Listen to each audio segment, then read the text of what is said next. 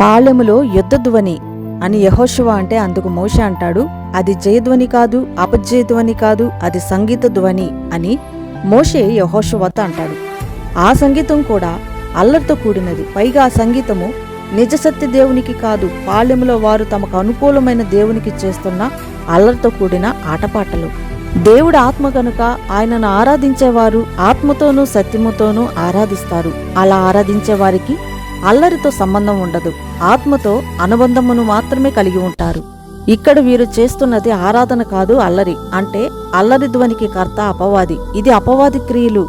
ఆత్మతో సత్యముతో ఆరాధించే వారి మధ్య ఆయన ఉంటాడు కనుక అచ్చట సంతోషం, సమాధానం, నెమ్మది ఉంటుంది.